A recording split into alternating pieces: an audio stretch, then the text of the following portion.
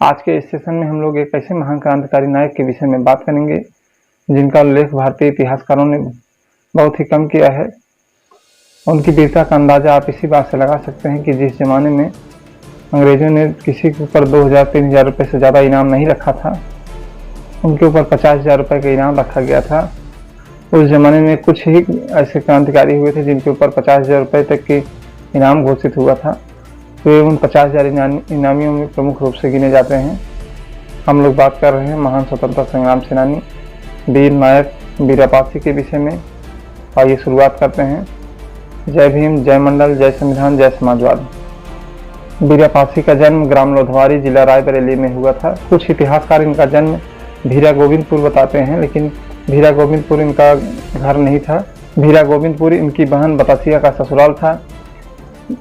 बचपन में जब इनके माता पिता की मृत्यु हो जाती है तो ये वहाँ अपनी बहन के यहाँ रहने चले जाते हैं। इनके पिता का नाम सुखवा और माता का नाम सुरजी देवी था। कुछ जगहों पर बहनें अपने भाइयों को बीरा कह करके संबोधित करती हैं। इनकी बहन भी इन्हें बीरा कहती थी। धीरे धीरे आगे चल करके इनका नाम वीरापासी पड़ जाता है। बचपन से ये काफ़ी चुस्त दुरुस्त थे। पहलवानी में इनका शौक था, पहलवानी भी किया करते थे। कई अवसरों पर इनकी कला का प्रदर्शन भी हुआ था। जब वीरापासी के घर के पास से राजा की सेनाएं गुजरती थी तो उनको देख करके इनके मन में भी ये इच्छा होती थी कि मैं भी राजा की सेना में शामिल हो जाऊं। एक दिन शंकरपुर के राजा बेनी माधव सिंह जा रहे थे। उनकी सेना उनके पीछे पीछे चल रही थी, लेकिन वीरापासी को ये मालूम नहीं था कि यही राजा है। उन्होंने सोचा कोई बड़ा सेनानी है, कोई बड़ा सेनापति है। यह सोच करके उन्होंने उनसे कहा कि मैं भी आपकी सेना में शामिल होना चाहता हूँ। राजा ने कहा कि ये तुम्हारे बस की बात नहीं है। उन्होंने कहा नहीं, मुझे शामिल होना ही है। लेकिन उनकी बात को अनसुना करके राजा जी आगे बढ़ जाते हैं। लेकिन फिर वीरापासी पुकार के कहते हैं कि मुझे आपकी सेना में शामिल होना है। राजा कहते हैं ठीक है, तुम्हें एक परीक्षा देना होगा। राजा बुलाते हैं उनको, कहते हैं कि तुम खड़े हो जाओ। यदि तुमने मेरा एक घूंसा सह लिया तो मैं तुम्हें अपनी सेना में भर्ती कर लूँगा। वीरापासी खड़े हो जाते हैं और राजा एक जोरदार मुक्का उनके सीने पर मारते हैं, लेकिन वे अपनी जगह से टस से मस नहीं होते हैं।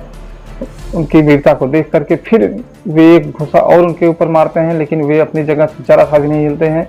वे उनकी वीरता से काफ़ी प्रभावित होते हैं। उसके बाद उन्हें अपनी सेना में शामिल कर लेते हैं। एक बार की बात है, बेनी माधव सिंह अपने पिता राम नारायण सिंह के साथ अपने ननिहाल में अंग्रेजों के साथ लड़ने चले जाते हैं। वहाँ युद्ध में लड़ते हुए उनके पिता राम नारायण सिंह की मृत्यु हो जाती है। उनके पिता राम नारायण सिंह की मृत्यु हो जाती है और बेनी माधव सिंह को नज़रबंद कर लिया जाता है। उन्हें बालदोह के किला, जिसे आज वर्तमान समय में किला बाजार के नाम से जाना जाता है, बालदोह के किले में उन्हें कैद कर लिया जाता है। महल में चारों तरफ हाहाकार मच जाता है। उनकी रानी ने एक बीड़ा रखा, कौन इस बीड़े को उठाएगा और राजा बेनी माधव सिंह को छुड़वाएगा। अंततः उस बीड़े को वीरापासी उठाते हैं और कहते हैं कि मैं राजा साहब को आज़ाद करके लाऊंगा।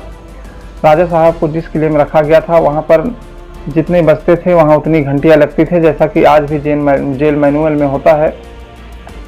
वीरापासी ने मध्य रात्रि 12 बजे का समय चुना, क्योंकि उस समय सबसे ज़्यादा घंटियाँ बजती हैं, 12 घंटियाँ बजती थी। वीरापासी राजा जी के घोड़े के लेकर के जाते हैं, उस घोड़े को बाहर बांध देते हैं और जैसे जैसे घंटियाँ लगती हैं रात्रि 12 बजे को वीरापासी किले की दीवारों में कील ठोकते हुए ऊपर चढ़ जाते हैं और बेनी माधव जी को बाहर निकाल लेते। बेनी माधव अपने घोड़े को पाकर काफ़ी खुशी होते हैं। ये दोनों वापस अपनी रियासत में आते हैं। राजा बेनी माधव उनकी वीरता से प्रसन्न होकर के उन्हें अपनी सेना का सेनापति बना देते हैं। इसी समय अवध क्षेत्र में 1857 की क्रांति चल रही होती है। रानी हजरत महल ने अवध के क्षेत्र के क्रांति का जिम्मा अपने हाथ में ले लिया था। बेनी माधव भी इस क्रांति में कूद पड़े। वे रानी के साथ युद्ध में शामिल हो गए। इसी समय बहराइच में कुछ नेपालियों ने अंग्रेजों का साथ दिया। राजा ने वीरापासी को उनको रोकने के लिए वहां भेजा। वीरापासी बहराइच चले जाते हैं। इसी बीच यहाँ अंग्रेजों से लड़ाई करते हुए राजा जी को नज़रबंद कर लिया जाता है। जब वीरापासी को ये खबर मिलती है कि राजा जी को बंद कर दिया गया है, वे बहराइच वापस आते हैं और यहाँ पर उपस्थित सभी गद्दारों को एक एक करके चुन करके मारना शुरू कर देते हैं। अंग्रेजी सैनिकों को मारना शुरू कर देते हैं। चारों तरफ हाहाकार मच जाता है। उनसे परेशान होकर के अंग्रेजी सरकार उनके ऊपर 50,000 रुपये का इनाम रखती है और इसकी सब खबर लंदन तक जाती है। 1857 की क्रांति को अंग्रेजों ने चारों तरफ दबा दिया था, लेकिन रायबरेली में वीरापासी और राजा बेनी माधव की वजह से यह संघर्ष डेढ़ वर्षों तक चलता रहा अंग्रेजों के कैद से रायबरेली को 18 महीने तक ये दोनों स्वतंत्र रखते हैं। वीरापासी की मृत्यु कैसे हुई इसके विषय में विभिन्न इतिहासकारों का विभिन्न मत है, लेकिन अंग्रेजों से लड़ते हुए उन्हें अंत में फांसी दे दी जाती है।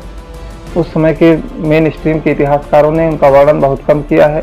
उनकी याद में रायबरेली जिला पंचायत कार्यालय के बाहर एक द्वार बनाया गया है जिसे वीरापासी द्वार कहा जाता है। बैसवाड़ा के लालगंज में नगर पंचायत कार्यालय के सामने वीरापासी के वक्ष स्थल की प्रतिमा लगी हुई है। प्रधानमंत्री मोदी और मुख्यमंत्री योगी ने भी अपने भाषणों में उनके नाम का जिक्र किया है, उनकी वीरता का जिक्र किया था। वहाँ के स्थानीय इतिहासकारों ने उनके ऊपर कुछ छोटे छोटे लेख लिखे, लेकिन कोई राष्ट्रीय स्तर पर काम नहीं हो पाया।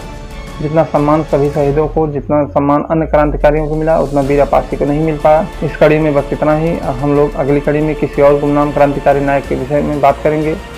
तब तक के लिए जय भीम, जय मंडल, जय संविधान, जय समाजवाद।